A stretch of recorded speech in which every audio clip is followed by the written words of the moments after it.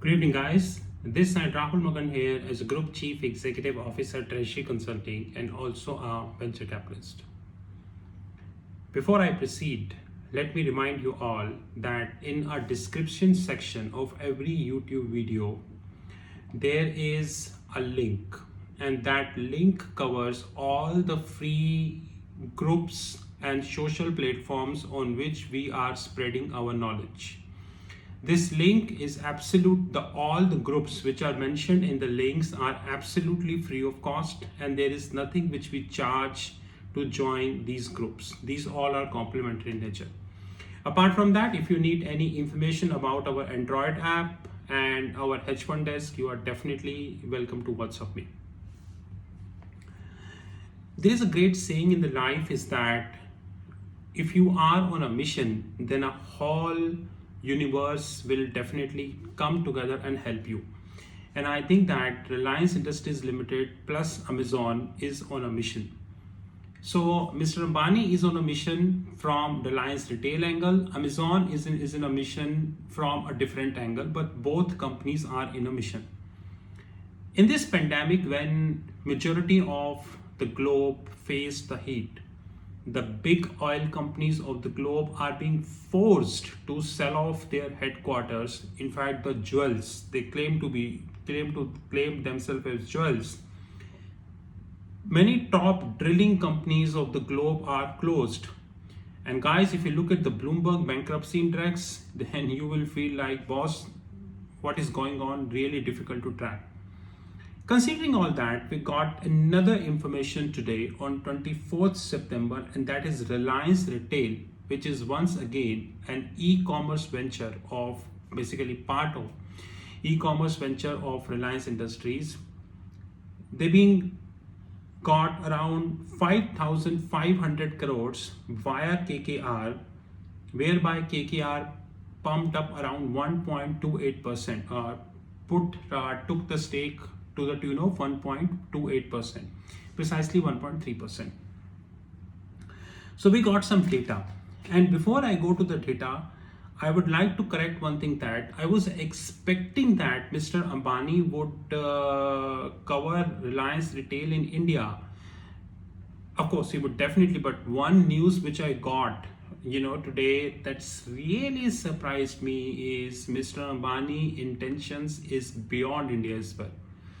So we would like to cover both with that, and this really makes one-to-one between Amazon and Reliance a pretty interesting case, especially for all young guns, including me. I'm also young.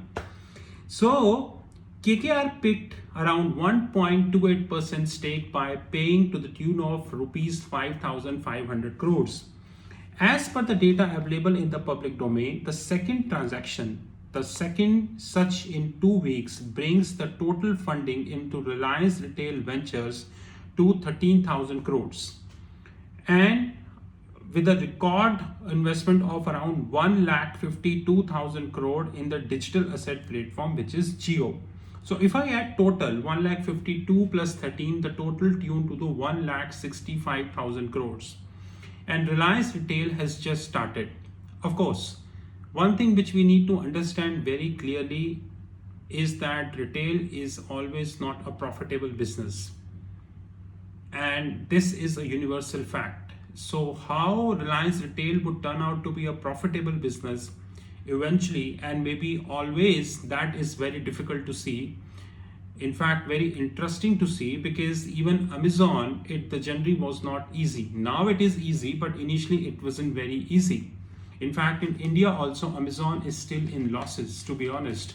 But globally, as a whole, holistic, Amazon Inc. is in profit and trading around $3,000 per share.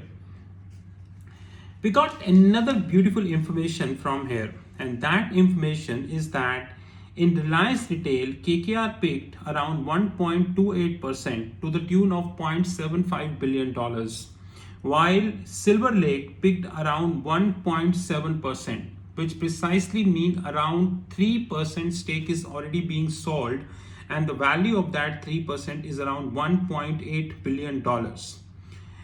If I look at the Silver Lake in Jio, Then in Silver Lake in Jio picked around 2% stake to the tune of $1.34 billion.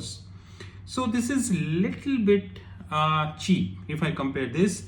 And in Reliance Retail, KKR picked 1.28% stake in 0.75. In Jio, they picked 2.32% in $1.5 billion. Not the case with KKR, to be honest. But what it really looks to me is the Reliance Industries Limited is in a race to acquire Debenhams, which is a British multinational retailer operating department store in the UK, with the fraternities in other countries also. So that is really surprising me. And why UK? UK is in lockdown. Multiple European economies of the globe are very close to lockdown. Virus is flaring up in Europe. There's no doubt about that. We all understand that. European economy, in fact, pre-COVID also was in a mess. Post-COVID, we all knew. European GDP contracted a bit. Euro disintegration is still an issue. And European Central Bank performance under Christine Lagarde is definitely a question. And especially as far as the debt and the ballooning balance sheet is concerned. Choosing Debenhams in UK, that is little surprising for me, but anyways, it's a Reliance call. But more important message which I'm getting after reading this whole story is that Reliance is looking to tap overseas assets as well. So this is one part of the coin. Well, another part of the coin, if you look at that, and in fact it is pre-COVID also, because many people tend to feel that whatever mess happened, it's because of COVID. No, if you open Google and seriously do some research, you will get to know that even before COVID, more than 20 top retail chains closed. And Singapore is not an exception. In fact, many of my Singapore friends who were working in a retail, different sectors, different retail companies, they are in a very big stress now. And we have a common WhatsApp group where we were chatting and they are saying that, boss, anything can happen at any given period of time because of COVID-19, because of digitization. The companies are really not interested to pump up money in the brick and mortar state. So this is another face of coin that the retail brands are available almost at throwaway prices. But the point is not that throwaway. What point which I'm not getting in this deal, if it happens or not, I really do not know, is that acquiring brick and mortar retail brand, and especially at a time when the world is heading towards digitization, is something little difficult for me as of now to understand.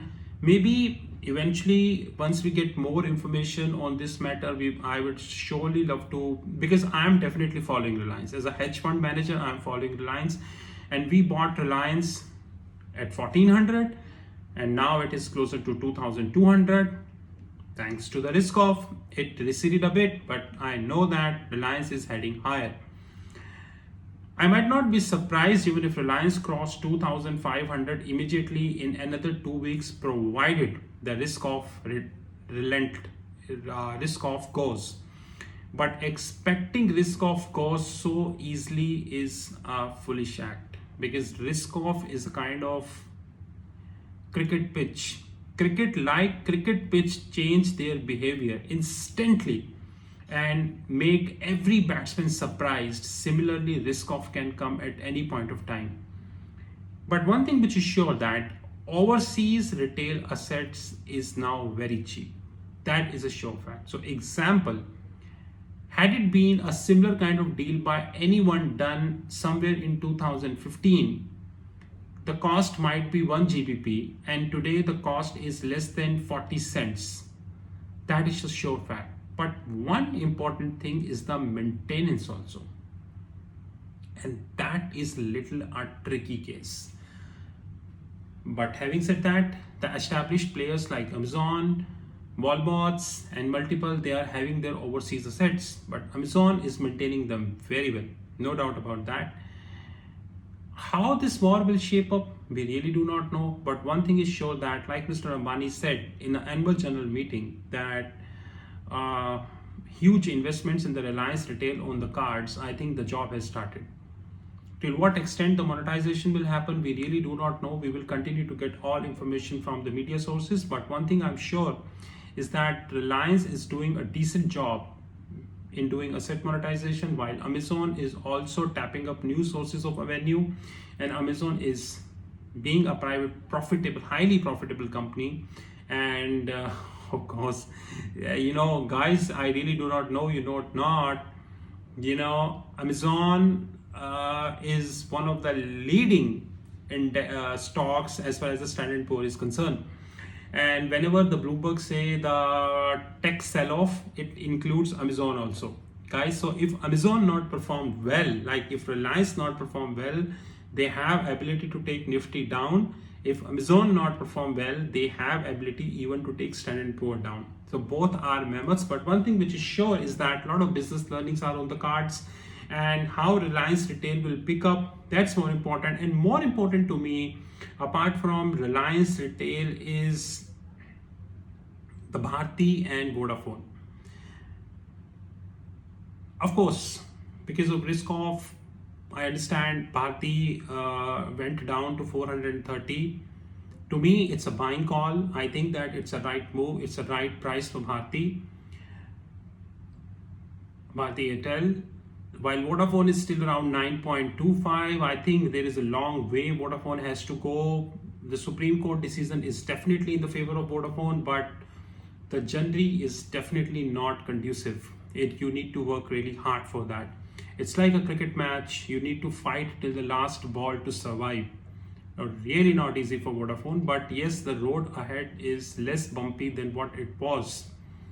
Eventually, what our hedge fund is clearly tracking is a triangle, whereby one leg is definitely Reliance, definitely second is the Bharti, and third is the Vodafone. We strongly feel that a huge investment is on the cards in India in all three. But who will get the biggest share? We all know. Till what extent Vodafone performs, that's very interesting and pretty interesting card. There are multiple combinations which we made for Vodafone. What would if this happen, this happen, this happen? But yes, we are long Vodafone. We think that Vodafone is having bright future, but once again, the job is really tough, like a cricket match. This is Rahul Mughal from Treasury Consulting. You know our WhatsApp, 9818-485-155. Treasury Consulting believe in reading between the lines, and we are really thankful to the few corporates like Reliance and Amazon who proved that the recession is only in papers. A right businessman performed very well in recession. Thank you, and have a great time. But before we leave, there are many Indian startups, those who are in billions. Where are profits? Oops, do not ask. You have no right to ask about the profits. Understood? Yes. This is Rahul from Treasury Consulting. Have a good time.